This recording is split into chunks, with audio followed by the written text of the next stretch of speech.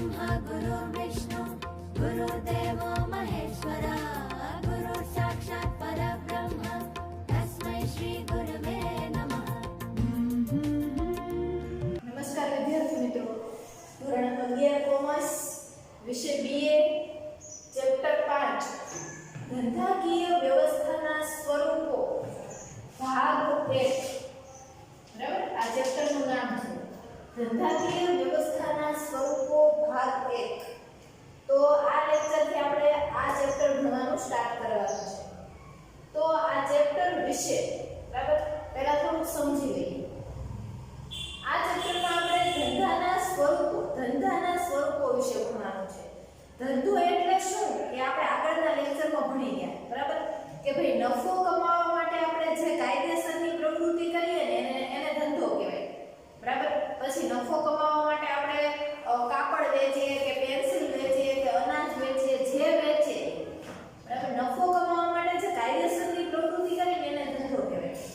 પણ ધંધાના પણ ઘણા બધા સ્વરૂપો હોય। આપણા ઘરની આસપાસ જે લોકો નાની નાની દુકાન રાખીને બેઠા છે એ પણ નફો કમાય છે તો એ પણ ધંધો કરે છે એમ કહેવાય બરાબર। પછી આપણે મોટા શોરૂમ વાળાને કે મોલ વાળાને પણ જોઈએ છે એ લોકો પણ નફો કમાય છે તો એને પણ ધંધો કહેવાય બરાબર। પછી એનાથી આગળ વધીએ તો મોટી મોટી કંપની વાળા છે બરાબર જે કલાકમાં કરોડોનો નફો કમાય છે એને પણ ધંધો કહેવાય। નફો કમાય એને ધંધો કહેવાય। તો નાની દુકાન વાળો પણ ધંધો કરે છે, પેલી કંપની વાળો પણ ધંધો કરે છે, શોરૂમ વાળો પણ ધંધો કરે છે, મોલ વાળો પણ ધંધો કરે છે। પણ આ બધાય ધંધાના અલગ અલગ સ્વરૂપો છે બરાબર। તો આપણે ધંધાના સ્વરૂપો વિશે વાત કરવાની છે। ધંધાના એટલે કે ધંધાકીય વ્યવસ્થાના કુલ 5 સ્વરૂપો છે સાંભળો બરાબર। ધંધાકીય વ્યવસ્થાના ધંધો કરવાના કુલ 5 સ્વરૂપો છે। પહેલું વૈયક્તિક માલિકીની પેઢી। વૈયક્તિક માલિકીની પેઢી એટલે એવો ધંધો જે આપણી આસપાસની દુકાનવાળા કરે છે બરાબર। મારો કહેવાનો મતલબ એવો છે કે એક જ વ્યક્તિ જે ધંધો સંભાળતો હોય ને એને વૈયક્તિક માલિકીની પેઢી કહેવાય બરાબર।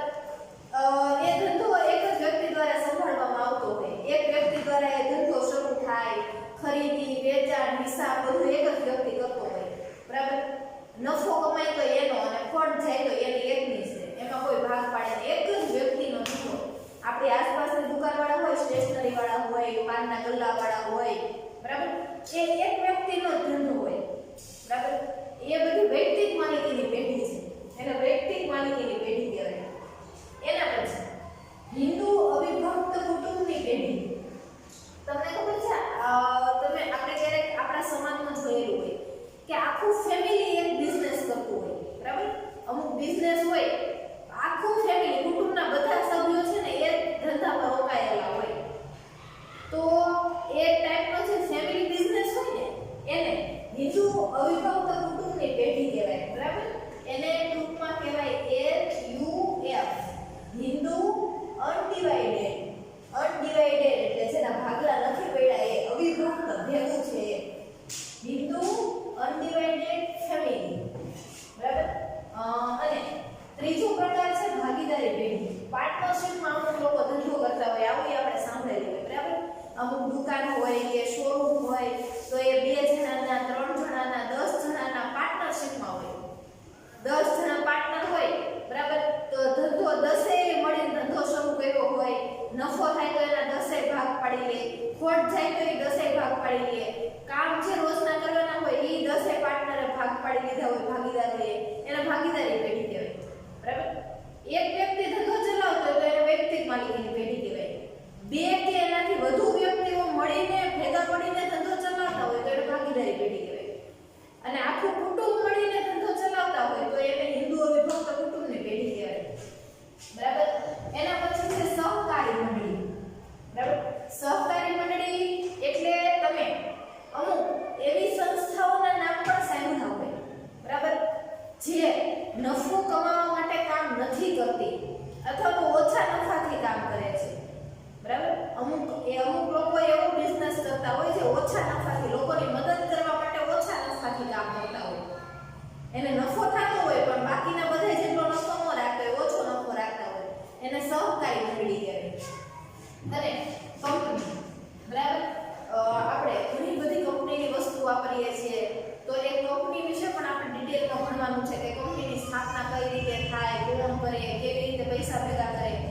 બધું કંપની વિશે પણ આપણે ભણવાનું છે.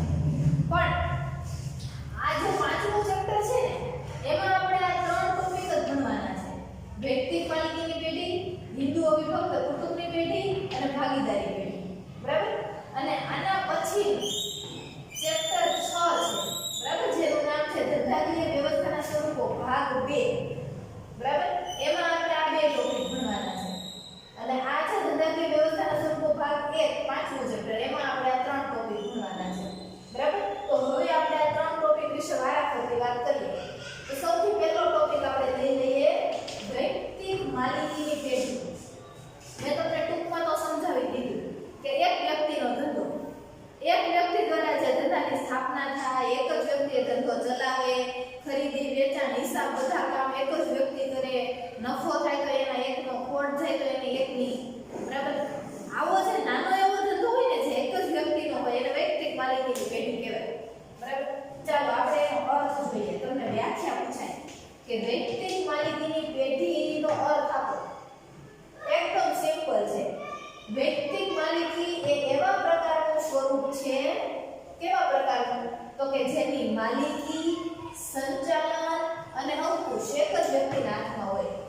માલિક કેટલા? તો કે એક જ. માલિકી એક જ વ્યક્તિના હાથમાં. સંચાલન એટલે મેનેજમેન્ટ.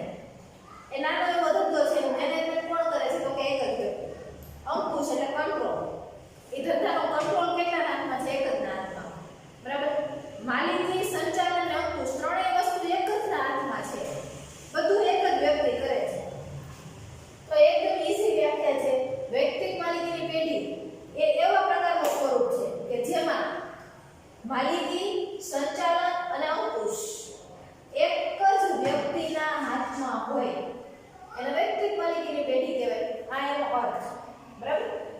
અને આ મેં થોડી એના વિશે વધારાની માહિતી લખી છે જે તમારે ખાલી સમજવાની છે, લખવાની નથી. બરાબર? અર્થ અહીંયા પૂરો થાય છે. સાંભળો. આમાં એટલે વૈયક્તિક માલિકીની પેઢીમાં એક જ વ્યક્તિ ધંધાની શરૂઆત કરે, ધંધાની સ્થાપના. હવે નાની એવી દુકાન હોય એની સ્થાપના એક જ વ્યક્તિએ કરેલી છે. એક જ વ્યક્તિ એમાં મૂડી રોકે, નાણાં એક જ વ્યક્તિએ રોકેલા છે. એ જ વ્યક્તિ ધંધાનો વિકાસ કરે. ખરીદી, વેચાણ, હિસાબ બધા કાર્યો પણ એક જ વ્યક્તિ કરે. બરાબર? અને નફો ખોટ પણ એકલો જ ભોગવે. આવું જ હોય ને? એક જ માલિક છે તો કામ એને કરવા પડશે, નફો ખોટે એના, ધંધાનો વિકાસ એને કરવાનો, ધંધાની શરૂઆત એને કરવાની, નાણાં એને એક જ રોકવાના. આ શું છે? વૈયક્તિક માલિકીની પેઢી. બરાબર? તો ચાલો હવે આપણે ક્વેશ્ચન શરૂ કરીએ. વૈયક્તિક માલિકીની પેઢીની લાક્ષણિકતાઓ સમજાવો. એના લક્ષણો આપણે સમજીએ. બરાબર? વૈયક્તિક માલિકીની પેઢી કેવી હોય એના લક્ષણો આપણે સમજીએ. તો ચાલો સમજતા જઈએ. તો પહેલું લક્ષણ છે સ્થાપનાની સરળતા. વૈયક્તિક માલિકીની પેઢી એટલે તમારે શું યાદ રાખવાનું ખબર? તમારી આજુબાજુમાં જે નાની નાની દુકાન પડે છે ને, કરિયાણાની દુકાન, સ્ટેશનરીની દુકાન, પાનના ગલ્લાવાળા, એ તમે મગજમાં રાખી લેવાનું. એ વૈયક્તિક માલિકીની પેઢી છે. શું કામ? કારણ કે એક જ વ્યક્તિનો ધંધો છે. હવે સાંભળો, એમાં સ્થાપના કરવાની સરળ છે. બરાબર? હવે કંપનીની સ્થાપના કરવી હોય ને તો કેટલાય ડોક્યુમેન્ટ ભેગા કરવાના, કેટલાયની પરમિશન લેવાની, કેટલાય નાણાં બગડે. અને આવી દુકાનની સ્થાપના કરવી હોય તો કાંઈ નહીં. કાયદેસરનો ધંધો છે, તમે ગમે ત્યાં શરૂ, ગમે ત્યારે, ગમે એ સમયે શરૂ કરી શકો. બરાબર? આની સ્થાપના કરવી ખૂબ જ સરળ છે. કાયદાની કોઈ આટીઘૂટી નડતી નથી. બરાબર? કોઈની પરમિશન લેવાની જરૂર નથી, કોઈ ડોક્યુમેન્ટ તૈયાર કરવાની જરૂર નથી, ક્યાંય કોઈ પણ પ્રકારની ફી ભરવાની જરૂર નથી. સ્થાપના તમને ઈચ્છા થઈ ત્યારે કરી દો, પણ ધંધો કાયદેસરનો હોવો જોઈએ. બરાબર? સ્થાપના કરવી ખૂબ જ સરળ છે. કાયદાની કોઈ આટીઘૂટી નડતી નથી. દસ્તાવેજો કાંઈ તૈયાર કરવાના છે નહીં. બરાબર? કાયદેસરનો ધંધો હોય તમારો તો તમે કોઈ પણ સ્થળે કોઈ પણ સમયે શરૂ કરી દેવાની તમારી મરજી. બરાબર? કાંઈ કોઈ ના પાડવાનું નથી, પણ લીગલી ધંધો હોવો જોઈએ. સ્થાપના કરવી ખૂબ જ સરળ છે. બીજું લક્ષણ મૂડી. મૂડી એટલે શું? તો ધંધામાં રોકેલા નાણાં હોય ને એને મૂડી કહેવાય. બરાબર? તો મૂડી કોણ લાવશે? તો કે માલિક પોતે જ લાવે ને, બીજું તો કોણ લાવે? એક જ માલિક છે. જેટલા ધંધામાં નાણાં રોકવા છે માલિક લાવશે. બરાબર? જો કદાચ એની પાસે પૈસા ન હોય તો શું કરે? સપોઝ કે મારે ધંધો ચાલુ કરવો છે. બરાબર? મારે નાની એવી દુકાન ચાલુ કરવી છે. તો એમાં પૈસા કોણ રોકશે? તો હું પોતે જ રોકીશ. મારી પાસે નહીં હોય તો મારે જોવાનું, એ હું ઊંચી ના લાવીશ, ગમે એ કરીશ, બરાબર. પણ એ ઉછીના લીધા હોય તો પરત કરવાની જવાબદારી કોની? માલિક, મતલબ માલિકની, બરાબર. તો માલિક પોતે જ મૂડી લાવે, બરાબર. જો મૂડી અપૂરતી હોય તો શું કરશે? તો કે નાણાં ઉછીના લાવશે. પછી પરત કરવાની જવાબદારી કોની? તો કે માલિકની પોતાની જ હોય ને, એક જ માલિક છે, કોણ પરત કરે? ચલો, બરાબર.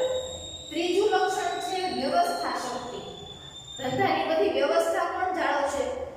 હવે એક જ માલિક છે તો એ જ જાળવે ને વ્યવસ્થા તો, બરાબર. માલિક પોતે જ ધંધાની વ્યવસ્થા જાળવે.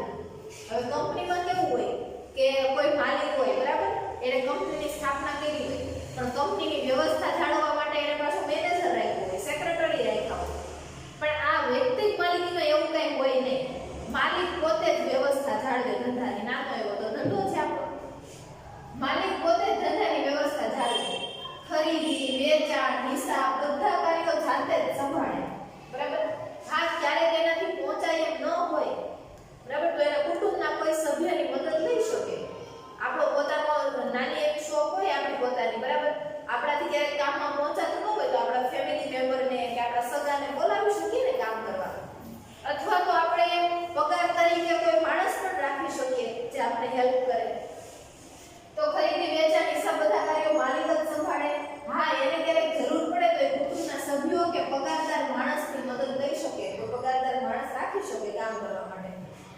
ચાલો, ચોથું લક્ષણ છે કાર્ય સ્વતંત્રતા અને ઝડપી નિર્ણયો. માલિક એક જ છે, કામ કરવામાં એની સ્વતંત્રતા છે. એને જ્યારે ખરીદી કરવી હોય ત્યારે કરે, જ્યારે હિસાબ કરવો હોય ત્યારે કરે, કામ કરવામાં સ્વતંત્ર છે.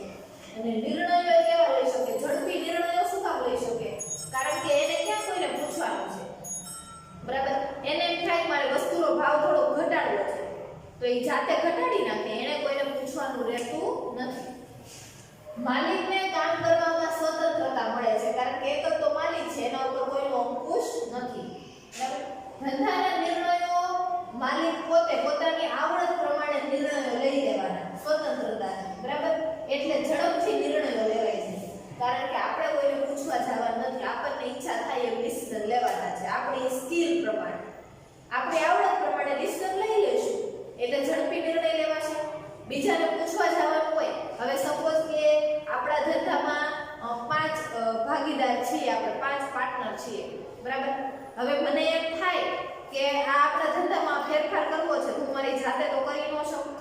બાકીના ભાગીદારો હોય એને તે મારા સપોર્ટમાં લેવા પડે ને, એને સમજાવવા પડે, તો વાર લાગે ડિસિઝન લેતા. પણ આપણે એકલા જ ધંધો કરતા હોઈએ તો ઝડપી નિર્ણય લેવાય છે, આપણે કોઈને કોઈ પૂછવાનું રહેતું નથી, બરાબર. એટલે આ ચોથું લક્ષણ હતું કાર્ય સ્વતંત્રતા અને ઝડપી નિર્ણયો. એના પછી પાંચમું લક્ષણ છે રહસ્યોની જાળવણી. આપણા ધંધાના રહસ્યો જળવાઈ રહે છે, આપણા ધંધાની વાત બહાર જ નહીં જાય કારણ કે માલિક કેટલા? એક જ, બરાબર. આપણે પોતે માલિક હોઈએ, આપણા ધંધાની અમુક ખાનગી વાત હોય આપણે કોઈને ન કહીએ ત્યાં સુધી વાત બહાર જવાની નથી. આપણા રહસ્યો જળવાઈ રહે, બરાબર. ધંધામાં એક જ માલિક હોવાથી તે પોતાના રહસ્યો ગુપ્ત ખાનગી રાખી શકે, બરાબર. હવે આપણે કોઈ ધંધો કરીએ છીએ, બરાબર, એ વસ્તુ કેમ બનાવીએ છીએ ને એ મારે કોઈને કહેવું જ નથી. જ્યાં સુધી હું નહીં કહું ને ત્યાં સુધી આપણી વાત બહાર જવાની નથી, બરાબર. એટલે આપણા ધંધાના રહસ્યો જળવાઈ રહેશે કારણ કે માલિક એક જ છે એટલે.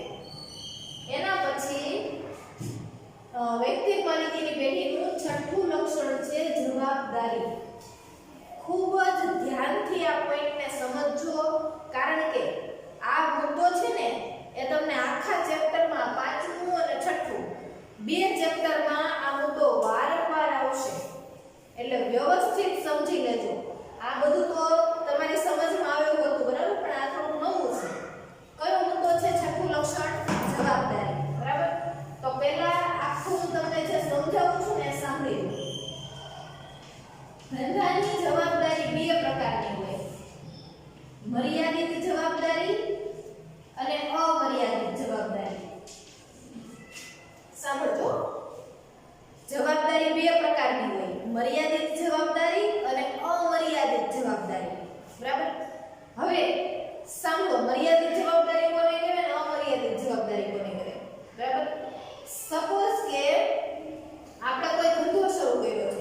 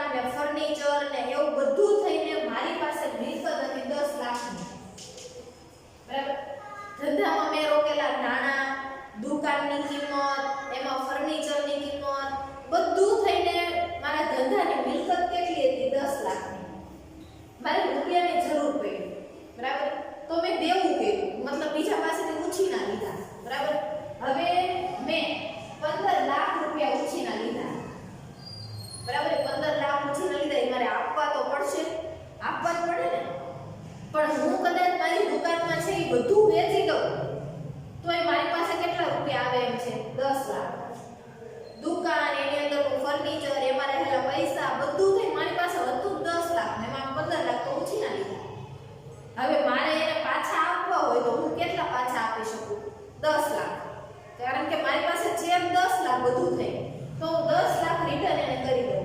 વધ્યા કેટલા? 5 લાખ. હવે આ 5 લાખ ક્યાંથી રિટર્ન કરશું? તો આ 5 લાખ મારે મારા ઘરની મિલકતો વેચીને એને 5 લાખ આપવા તો પડશે જ. આપવા પડશે કે આ પ્રકારની જવાબદારી હોય ને એને અમર્યાદિત જવાબદારી કહેવાય. અને કંપનીમાં કેવું હોય, ખાસ સાંભળજો, આ વૈયક્તિક માલિકીની પેઢીની વાત છે. કંપનીમાં કેવું હોય ખબર છે? કંપનીના માલિકની જવાબદારી મર્યાદિત હોય. મર્યાદિત એટલે કેવું? સપોઝ કે કંપનીમાં બધું થઈને મિલકતો છે 10 લાખની. કંપનીની વાત કરું છું, ધ્યાનથી સાંભળજો. કંપનીમાં બધું થઈને મિલકતો છે 10 લાખની. કંપનીના માલિકે ઉછીના લીધા 15 લાખ, આપવા તો પડશે જ. કંપનીનું બધું વેચી નાખે તો આપણે ભાઈ 10 લાખ આવે એમ છે. 10 લાખ પહેલા નાખી દીધા. હજી એને કેટલા આપવા ગયા? 5 લાખ. આ નહીં આપવા પડે. કંપનીનો આ નિયમ છે કે તમારી પાસે જેટલી મિલકતો હોય ને એ બધું ચૂકવી દેવાનું. હજી જો તમારે ચૂકવવાના થાય છે ને તો એ તમારે નહીં ચૂકવવા પડે. હજી એકવાર રિપીટ કરું છું કે કંપની પાસે મિલકતો બધું થઈ કેટલું હતું? 10 લાખ. એને ઉછીના કેટલા લીધા? 15 લાખ. આ બધું વેચી દઈએ તો 10 લાખ રૂપિયા મળે. એ ઓલાને ઉછીના લીધા તે પાછા આપી દઈએ. હજી એને આપવાના કેટલા વધે? 5 લાખ. આ નહીં આપવા પડે. આ પ્રકારની જવાબદારી હોય ને એને મર્યાદિત જવાબદારી કહેવાય. કંપનીની જવાબદારી મર્યાદિત હોય, પણ વૈયક્તિક માલિકીની પેઢીના માલિકની જવાબદારી કેવી હોય? અમર્યાદિત. આપણે ઓલા વધારાના 5 લાખ ઘરમાંથી કાઢીને આપવા પડશે. દુકાનની મિલકતો તો વેચી જ દીધી, અંગત મિલકતો, ઘરની મિલકતો વેચીને ઓલા 5 લાખ તો આપવા જ પડશે. સાંભળો, વૈયક્તિક માલિકીમાં માલિકની જવાબદારી કેવી હોય? અમર્યાદિત હોય.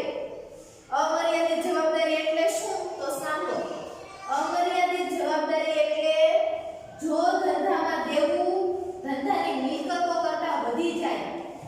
આપણે મિલકતો કેટલી હતી? 10 લાખની. દેવું કેટલું થઈ ગયું? 15 લાખ. સાંભળો, ધંધાનું દેવું ધંધાની મિલકતો કરતા વધી ગયું ને તો માલિકે અંગત મિલકત વેચીને પણ ધંધાનું દેવું ચૂકવવું પડે.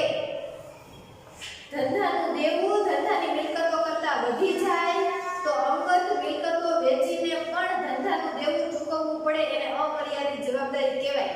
વૈયક્તિક માલિકીમાં માલિકની જવાબદારી અમર્યાદિત હોય. બરાબર? તો આ 6 લક્ષણો પૂરા થયા આપણે. એના પછી 7મો મુદ્દો છે અંગત સંપર્ક. અંગત સંપર્ક એટલે શું? કે વૈયક્તિક માલિકીની પેઢીનો માલિક, બરાબર, એ જ બધું કામ કરે છે.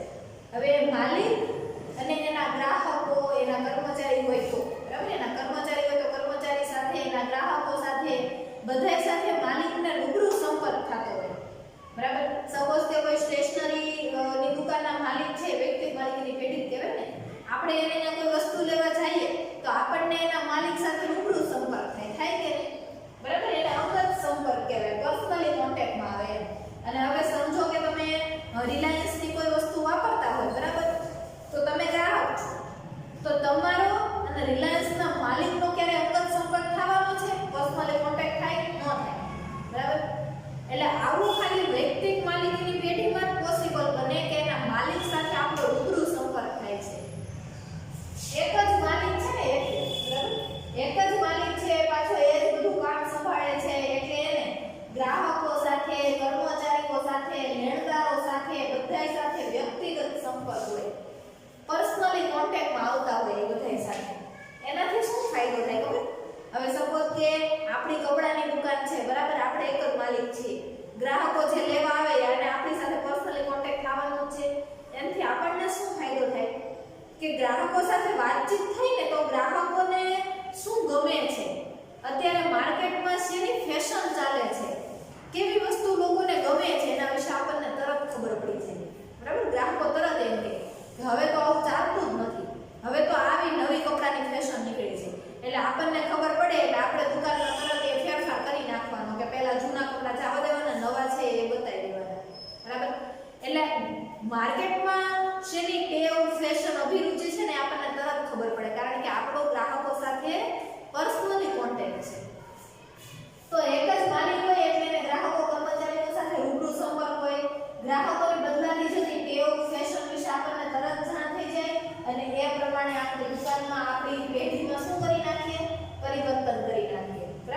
પેઢી એટલે કામ કરવાનું સ્થળ, બરાબર? પેઢી એટલે કામ કરવાનું સ્થળ. આપણી દુકાન હોય, શોરૂમ હોય, મોલ હોય, બધું આપણી પેઢી જ કહેવાય. આપણે જ્યાં કામ કરીએ આપણી પેઢી. એના પછી 8મો છેલ્લો મુદ્દો છે, લક્ષણોનો છેલ્લો મુદ્દો, માલિકી અને સંચાલનનું ઐક્ય. માલિકી અને સંચાલનનું ઐક્ય એનો મતલબ એમ થાય કે જે માલિક છે એ જ સંચાલક છે. માલિક અને સંચાલક બે એક જ છે, બરાબર? માલિક એટલે જેણે ધંધાની સ્થાપના કરી છે એ, અને સંચાલન એટલે જે ધંધો સંભાળે છે, જે ધંધાનું મેનેજમેન્ટ કરે છે એ. કંપનીમાં મેં તમને હમણાં વાત કરી કે કંપનીમાં ધંધાની સ્થાપના કરી એ માલિક અલગ હોય, અને જે કંપની સંભાળતો હોય એ વ્યક્તિનો મેનેજર હોય. એટલે માલિક અને સંચાલક બે અલગ અલગ હોય કંપનીમાં. ઘણા બધામાં અલગ અલગ હોય, મોટા ધંધામાં અલગ અલગ હોય. પણ આ વૈયક્તિક માલિકીની પેઢી, બરાબર? એ તો આપણો નાનો એવો ધંધો છે, જે માલિક છે એ જ સંચાલક છે, બરાબર? એટલે માલિક અને સંચાલક બે એક જ છે એમ કહેવા માંગે છે આ મુદ્દામાં. જે માલિક હોય તે જ સંચાલક હોય, બરાબર? બીજી ધંધાકીય વ્યવસ્થાઓ છે ને, જેમ કે કંપની છે, એવું બધું છે ને, એમાં માલિક અને સંચાલક બે કેવા હોય? અલગ અલગ હોય, બરાબર? ધંધાની સ્થાપના કરવા વાળા અલગ હોય, ધંધો સંભાળવા વાળા અલગ હોય. જ્યારે વૈયક્તિક માલિકીની પેઢીમાં બંને એક જ છે, જે માલિક છે એ જ સંચાલક છે, બરાબર? તો વૈયક્તિક માલિકીની પેઢીનો અર્થ અને તમે એના 8 લક્ષણો ભણ્યા, બરાબર? આ સવાલ 5 માર્ક્સમાં પણ પૂછાઈ શકે.